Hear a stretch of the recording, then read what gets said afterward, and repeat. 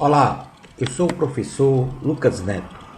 Sejam bem-vindos a mais um programa Escola Bíblica no seu lar. Hoje nós vamos estudar a lição de número 1, que tem como título O Livro de Jó. Introdução da lição. O sofrimento é inerente a todas as pessoas. Entretanto, pessoas boas de fé respondem de forma diferente ao sofrimento, pois a nossa fé é a que vence o mundo. Nesta lição, identificaremos a autoria, a data, o local da escrita e o tema principal do livro de Jó. Finalizaremos o nosso estudo discorrendo sobre o conteúdo desta obra. Item número 1 da lição, a autoria do livro de Jó. Em nenhuma parte do livro existe uma menção a Jó como sendo seu autor. Os estudiosos mais conservadores da Bíblia Sagrada, especificamente os que estudam os livros ditos poéticos, apontam um autor desconhecido para o livro de Jó. Outros estudiosos indicam como possíveis autores deste livro o rei Salomão, Esdras, Neemias, o próprio Jó ou mesmo Moisés. Porém, o autor anônimo para este livro é o mais aceito entre os exegetas da Bíblia. Item número 2 da lição, data da escrita do livro de Jó. Entre os historiadores, há controvérsias quanto à data da escrita do livro de Jó, pois alguns acreditam que os acontecimentos narrados em Jó ocorreram a partir de 586 a.C., outros durante o reinado de Salomão, a partir de 1014 a.C. Porém, a maioria dos historiadores acredita que os fatos narrados no livro e os seus textos foram escritos entre os anos 2000 a.C. e 1500 a.C., no período patriarcal de Abraão, Isaque e Jacó. Item número 3 da lição, local da escrita do livro de Jó. O livro de Jó foi escrito na Mesopotâmia, pois, conforme registro no primeiro capítulo, versículo 1 do livro, Jó viveu em Ur dos Caldeus, cidade localizada na Mesopotâmia, onde provavelmente os acontecimentos narrados no livro ocorreram.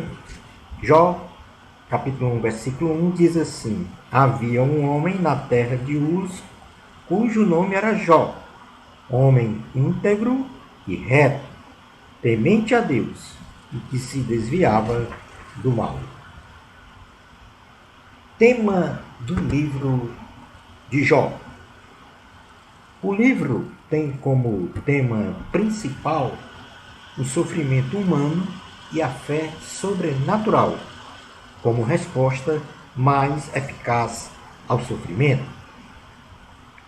Derivado deste tema, os textos escritos no livro nos levam a refletir por que Deus permite que pessoas sofram.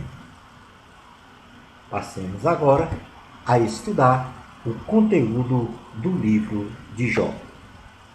Neste livro, a história de Jó é contada em 5 partes distintas, com características bem peculiares a cada parte, a saber: em primeiro lugar, os 2 ataques de Satanás a Jó. Primeira parte do conteúdo do livro vai se reportar aos 2 ataques de Satanás a Jó. Jó é reconhecido pelo Senhor como um homem que possui idoneidade moral, pratica a justiça e tem reverência a Deus. Portanto, é íntegro, justo e temente a Deus. Entretanto, Satanás afirma que Jó só possui estas virtudes porque o Senhor o protege e lhe deu riquezas. Jó, capítulo 1, versículos 1 a 10, vai exatamente falar sobre este ponto da lição. Havia um homem na terra de Uz, cujo nome era Jó, homem íntegro e reto, temente a Deus, e que se desviava do mal. Nasceram-lhe 7 filhos e 3 filhas. Possuía 7.000 ovelhas, 3.000 camelos, 500 juntas de bois e 500 jumentas. Era também muito numeroso o pessoal ao seu serviço, de maneira que este homem era maior de todos os do Oriente. Seus filhos iam às casas uns dos outros e faziam banquetes, cada um por sua vez, e mandavam convidar as suas 3 irmãs a comerem e beberem com eles. Decorrido o turno de dias de seus banquetes, chamava Jó a seus filhos e os santificava. Levantava-se de madrugada e oferecia holocaustos, segundo o número de todos eles, pois dizia: talvez tenham pecado os meus filhos e blasfemado contra Deus em seu coração. Assim fazia Jó continuamente. No dia em que os filhos de Deus vieram apresentar-se perante o Senhor, veio também Satanás entre eles. Então perguntou ao Senhor a Satanás: de onde vens? Satanás respondeu ao Senhor e disse: de rodear a terra e passear por ela. Perguntou ainda o Senhor a Satanás: observaste o meu servo Jó? Porque ninguém há na terra semelhante a ele, homem íntegro e reto, temente a Deus e que se desvia do mal. Então respondeu Satanás ao Senhor: porventura Jó debalde teme a Deus? Acaso não o cercaste, concebe a ele a sua casa e tudo quanto tem? A obra de suas mãos abençoaste, e os seus bens se multiplicaram na terra. Então aí há uma menção de que Jó ele era íntegro, justo e temente a Deus. Satanás então, na sequência, pede a Deus a permissão para tirar as riquezas de Jó. E nesse sentido, era para mostrar que nesta condição Jó blasfemaria contra o Senhor. Deus concede então o pedido de Satanás, porém não permite que o diabo estenda a mão sobre a saúde de Jó. Jó, capítulo 1, versículos 11 e 12 diz: estende, porém, a mão e toca-lhe em tudo quanto tem, e verás se não blasfema contra ti na tua face. Disse o Senhor a Satanás: eis que tudo quanto ele tem está em teu poder, somente contra ele não estendas a mão. E Satanás saiu da presença do Senhor. Então, no breve resumo, Deus fala para Satanás que Jó era íntegro, justo e temente a Deus, e Satanás diz: olha, retira todas as riquezas dele, que aí ele vai blasfemar na tua cara. Ora, Deus então permite que Satanás estenda a mão sobre Jó, mas não permite que ele estenda a mão sobre a saúde de Jó. Então, todas as forças de Jó são retiradas, as riquezas e as vidas de seus filhos. Porém, Jó não blasfema contra Deus e permanece fiel, contrariando a acusação de Satanás.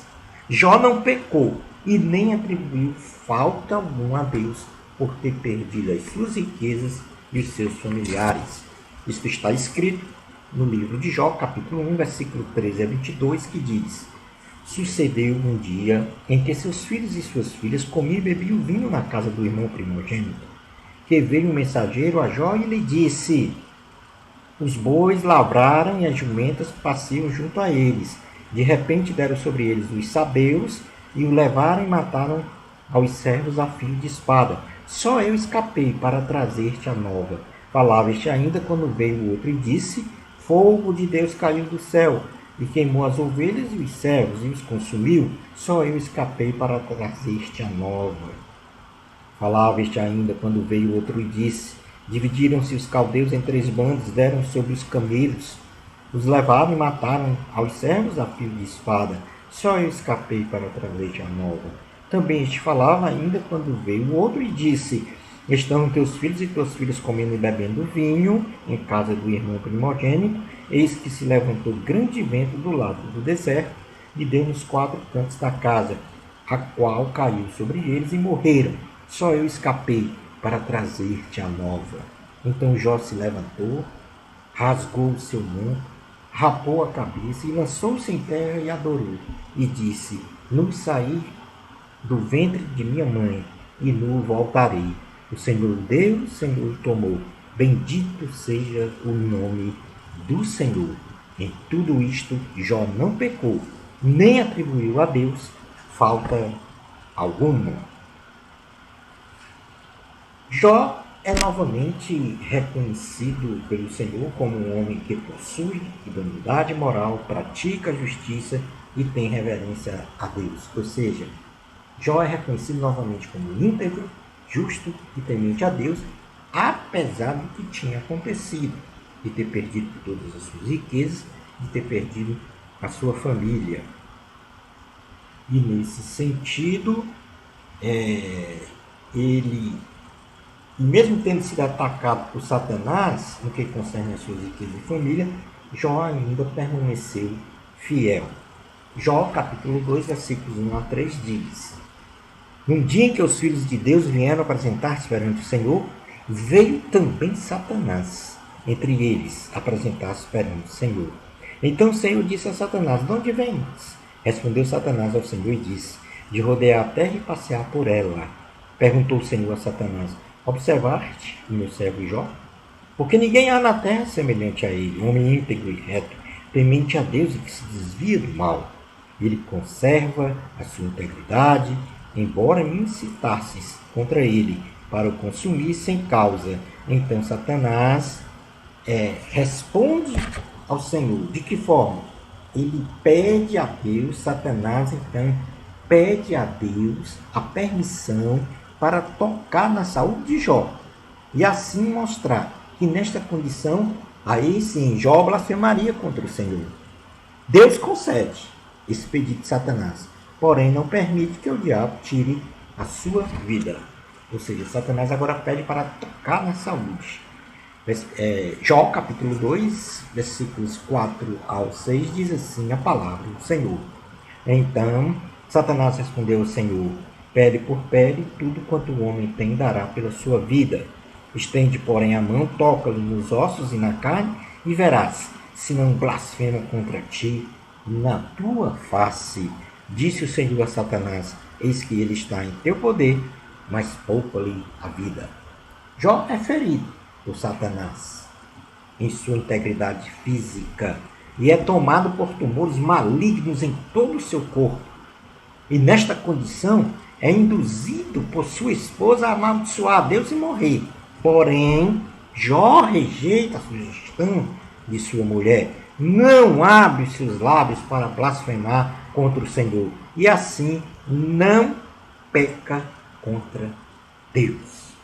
Jó, capítulo 2, versículo 7 a 10, diz assim: Então saiu Satanás da presença do Senhor e feriu a Jó de tumores malignos, desde a planta do pé até o alto da cabeça. Jó, sentado em cinza, tomou um caco para com ele raspar-se. Então sua mulher lhe disse: Ainda conservas a tua integridade? Amaldiçoa a Deus e morre. Mas ele lhe respondeu: Falas como qualquer doida. Temos recebido o bem de Deus e não receberíamos também o mal? Em tudo isto, não pecou Jó com seus lábios. Vamos agora para o ponto 2 deste conteúdo do livro, a segunda parte, em que Jó recebe as acusações de 3 amigos. Ou seja, do capítulo 3 até o capítulo 31 do livro de Jó, ele nesta condição desesperadora de sofrimento, no corpo e na alma, ele recebe a visita de 3 amigos, chamados Elifaz, Bildade e Zofar, que ao verem Jó naquela condição, cheio de tumores malignos, ficam estarrecidos com a cena. E após um tempo de profundo silêncio, eles passam a consolá-lo, tentando diagnosticar por que Jó estava tão doente, por que ele estava naquela situação. E em seus respectivos discursos, Elifaz, Bildade e Zofar utilizaram os seguintes argumentos de diagnóstico.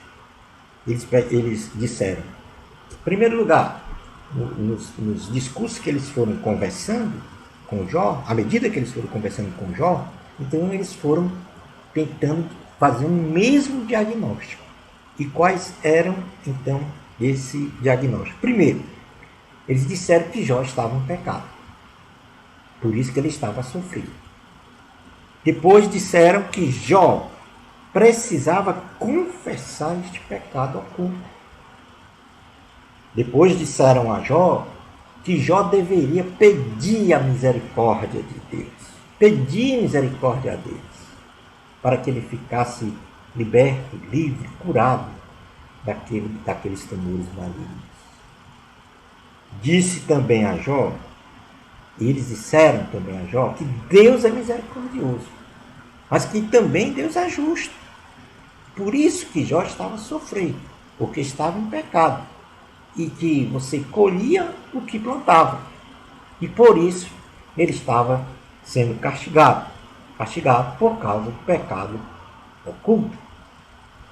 Jó, nestas conversações, sempre rebateu o que eles estavam a falar, de que ele estava em pecado, de que ele precisava confessar este pecado, de que ele deveria pedir a misericórdia e que estava sendo castigado por Deus. Jó, então, ele falou a seus amigos que não estava em pecado e por isso não tinha o que confessar. Jó também disse aos seus amigos, Elifaz, Bildade e Zofar, que não entendia o motivo de seu sofrimento e que Deus não estava sendo justo com ele, porque Jó era um homem íntegro, reto, temente a Deus, não fazia mal a ninguém.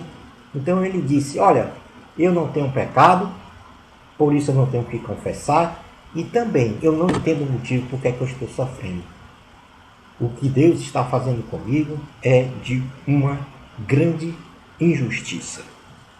E Jó vai falar exatamente isso no capítulo de número 31 do livro, quando ele se autoproclama ou declara a sua integridade.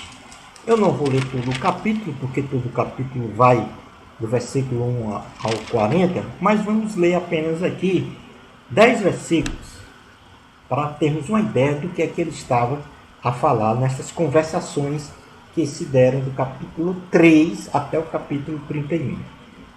Diz assim, Jó falando, fiz aliança com meus olhos, como, pois, os fixaria eu numa donzela?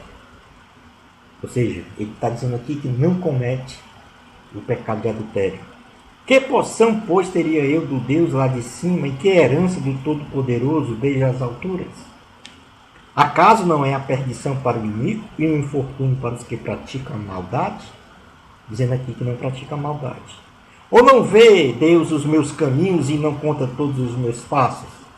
Então ele diz, será que Deus não está vendo a minha vida, o que eu sou, íntegro, né? Se andei com falsidade, ou seja, se eu fui falso, e se meu pé se apressou para um engano, pese-me Deus em balanças fiéis. Ou seja, ele está dizendo, está pondo à prova que o Senhor dizendo, olha, se eu fui falso, que o Senhor pese. É em balança isso. E conhecerá então a minha integridade. Versículo 7. Se os meus passos se desviaram do caminho, e se o meu coração segue os meus olhos, e se as minhas mãos se apegou qualquer mancha, então semei eu, e outro coma, e sejam arrancados os renovos do meu campo. que eu perca todos os bens materiais, como ele já havia perdido. Se o meu coração se deixou seduzir por causa de mulher, se andei espreita à porta do meu próximo, então moa minha mulher para outro e outro se encurve sobre ela, pois seria isso um crime hediondo, delito à punição de juízes, pois seria fogo que consome até a destruição e desraigaria toda a minha renda. Se desprezei o direito do meu servo, ou seja, se aproveitou dos seus trabalhadores ou da minha serva, quando eles contendiam comigo, então que faria eu quando Deus se levantasse? Inquirindo ele a causa, que lhe responderia eu, aquele que me formou no ventre materno, não os fez também a eles? Ou não é o mesmo que nos formou na madre? E aí ele vai, nesta sequência, falando sobre a sua integridade. E termina dizendo assim,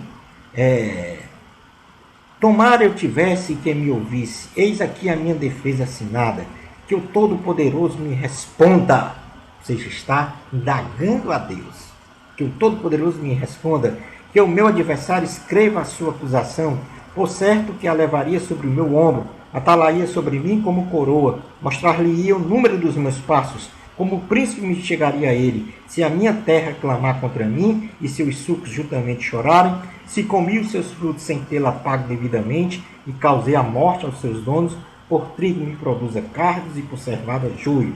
Fim das palavras de Jó. Então Jó aqui, ele declara a sua integridade, dizendo que não estava em pecado e que insinuava que Deus, o Todo-Poderoso, estava sendo injusto com ele, pelo que ele estava a passar nesta aflição, neste sofrimento com os tumores malignos.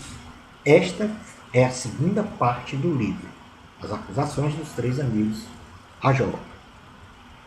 Na segunda parte. Na terceira parte, aparece um outro amigo de Jó, Eliú. E nesse sentido, Eliú, ele faz um outro diagnóstico.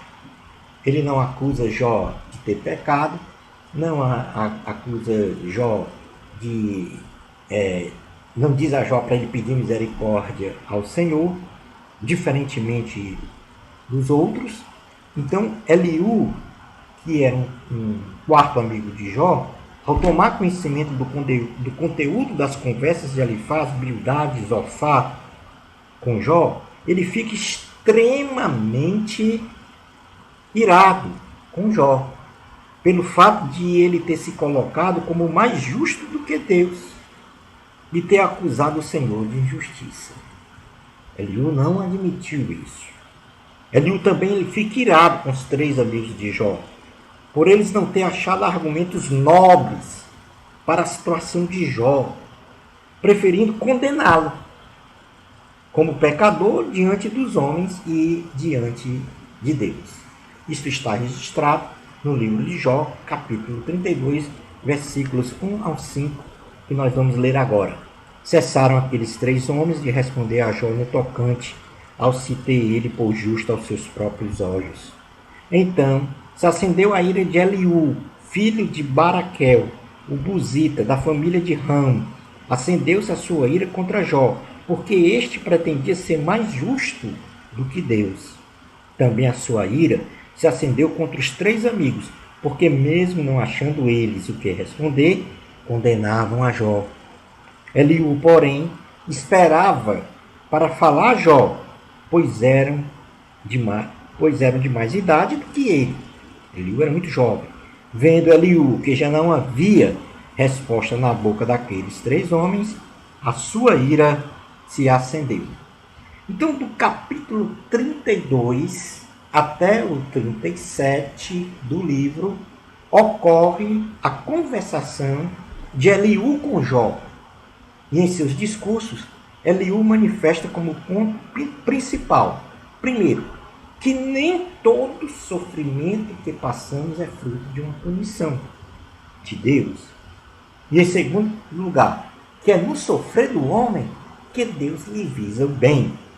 Ou seja, ele quer dizer que o sofrimento em toda a sua visão, tem um aspecto também positivo, porque é neste sofrimento que nós vamos tirar ensinamentos ou potencialidades ou resistências para, então, ter o bem, ter a vitória.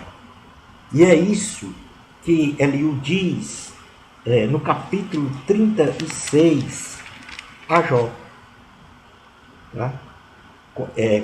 Nós não vamos ler, que vai até do versículo 1 até o versículo 23, mas vou ler aqui pelo menos 10 versículos, que diz assim: prosseguiu Eliú e disse: mais um pouco de paciência e te mostrarei que ainda tenho argumentos a favor de Deus. Eliú falando com Jó.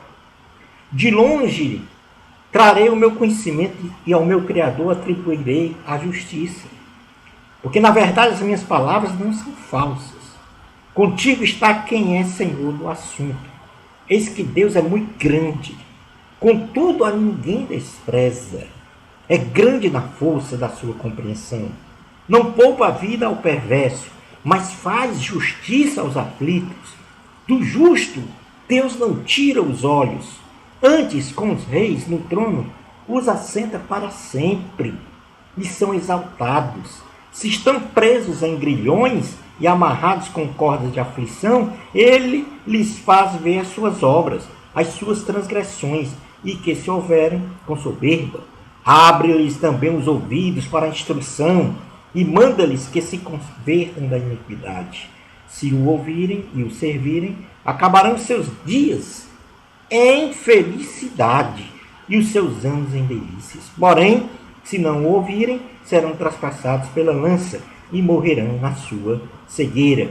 Os ímpios de coração amontoam para si a ira, e agrilhoados por Deus não clamam por socorro. Perdem a vida na sua mocidade e morrem entre os prostitutos cultuais. Ao aflito, livra por meio da sua aflição.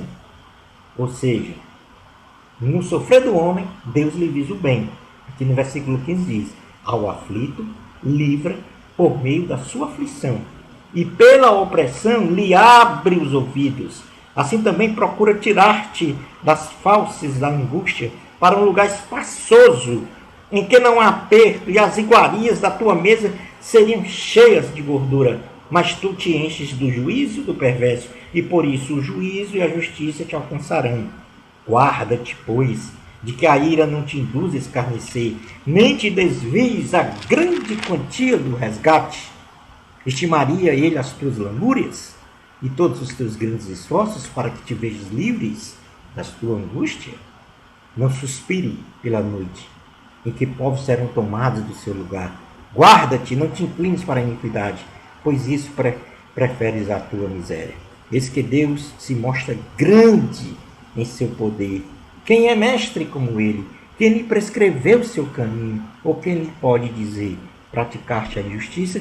E assim, Deus segue até o versículo 33, a partir daí, exaltando a majestade de Deus. Então, Eliú dá um novo olhar a Jó sobre o que ele estava a passar, dizendo que não era pecado cometido, que ele não devia pedir a misericórdia de Deus, porque não tinha pecado, mas que o sofrimento que nós passamos nem sempre é fruto de punição, e que o sofrer do homem, e que é neste sofrer que Deus visa o bem para o homem.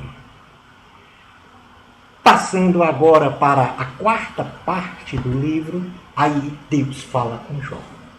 Deus aparece num redemoinho diante de Jó. E numa série de perguntas registradas do capítulo 38 a 41 do livro, convence Jó de sua ignorância espiritual, mostrando que Deus é transcendente, é muito maior que a compreensão humana, pois os homens são limitados no conhecimento.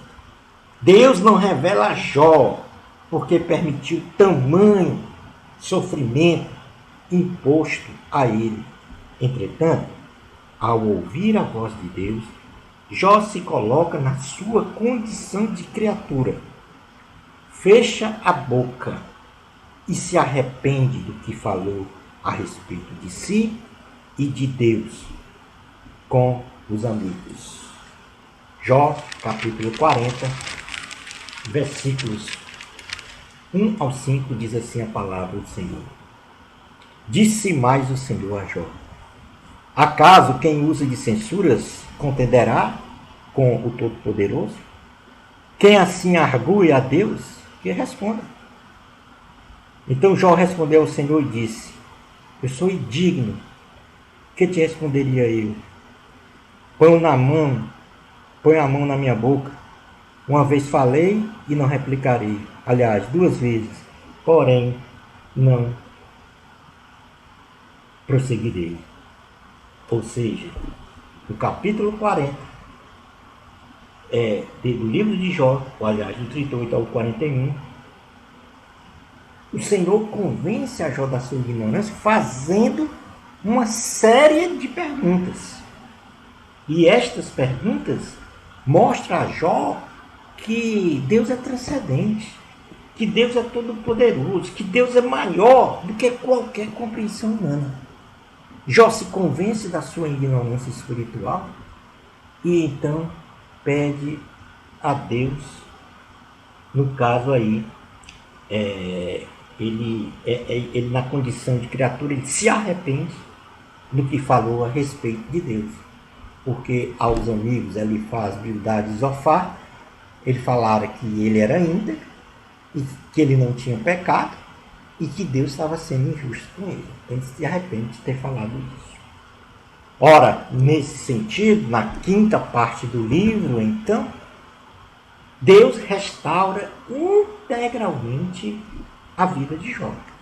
Ou seja, Jó, numa demonstração de fé, ele exalta o nome do Senhor, se arrepende e confessa a soberania de Deus sobre a sua vida. Então, Jó, capítulo de número 42, versículos 1 ao 6, diz assim: então respondeu Jó ao Senhor: bem sei que tudo podes, e nenhum dos teus planos pode ser frustrado. Quem é aquele, como disseste, que sem conhecimento encobre o conselho na verdade? Falei do que não entendia. Coisas maravilhosas demais para mim, coisas que eu não conhecia. Escuta-me, pois, havias dito, e eu falarei. Eu te perguntarei e tu me ensinarás. Eu te conhecia só de ouvir, mas agora os meus olhos te veem. Por isso, me abomino e me arrependo no pó e na cinza. Aí está o arrependimento de Jó, confessando a soberania de Deus sobre a sua vida.